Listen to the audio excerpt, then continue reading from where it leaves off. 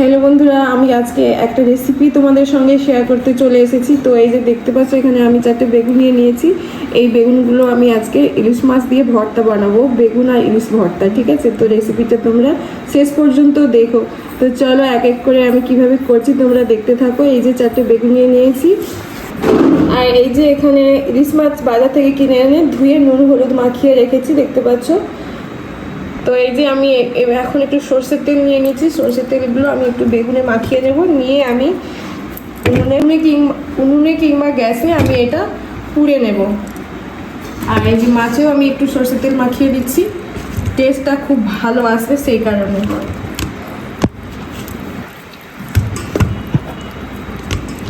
তো এই যে গ্যাস জ্বালিয়ে আমি ঝাড়িটা দিয়ে দিয়েছি, একটু গ্যাসটা কমিয়ে দেবো স্লো করে, দিয়ে এই যে বেগুনগুলো পুড়তে দিয়ে দেবো এক এক করে।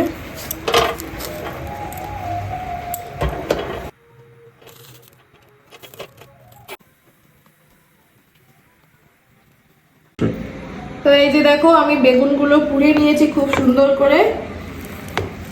আর একটু ঠান্ডা হয়ে যাক, এটা ঠান্ডা হলে এর উপরে ছাড়িয়ে কালো কালো ছালগুলো এগুলো ছাড়িয়ে নেবে। এখন গরম আছে, তো এর মধ্যে আমি ইলিশ মাছটা একটু ভেজে নেবো। চলো, তো এই যে কড়াইটা আমি বসিয়ে দিয়ে গেছিলাম, খুব গরম হয়ে গেছে। তো এবার আমি তেলটা ঢেলে দেবো।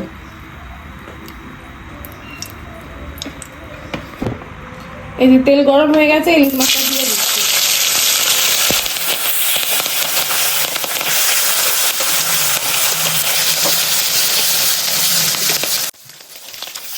উল্টে দিচ্ছি, মাছটা এক পাশ লাল হয়ে গেছে।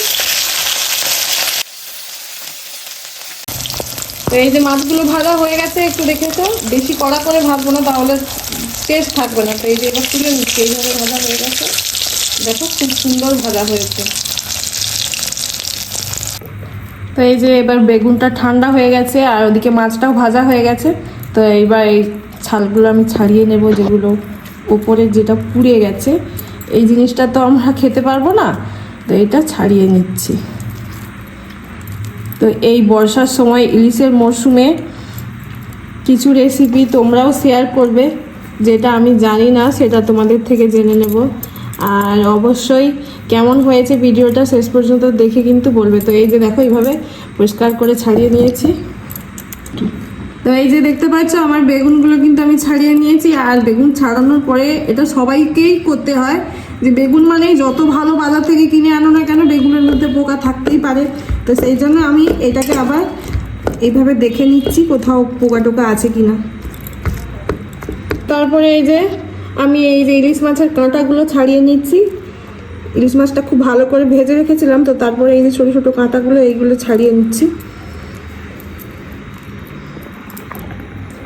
এই যে দেখো, আমি মাছটা খুব ভালো করে ছাড়িয়ে নিয়েছি, কাঁটাগুলো নেই আর। তো এর সঙ্গে আমি এবার এক এক করে উপকরণগুলো দিয়ে দেবো, দিয়ে একসঙ্গে মাখাবো। এই যে, আর এই যে লবণ দিলাম, আর একটু সরষের তেল।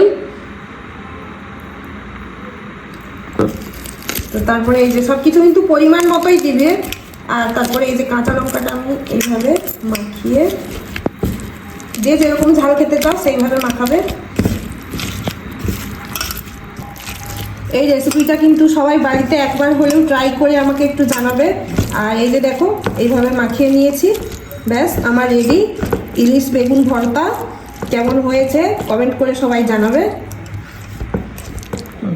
তো এই যে হয়ে গেছে আমার ভর্তা, পুরো রেডি হয়ে গেছে। এবার শুধু খাওয়ার অপেক্ষা। গরম গরম ভাত দিয়ে আর কোনো রেসিপি দরকার লাগবে না, শুধু এটা দিয়েই একখানা ভাত খেয়ে নিতে পারবে।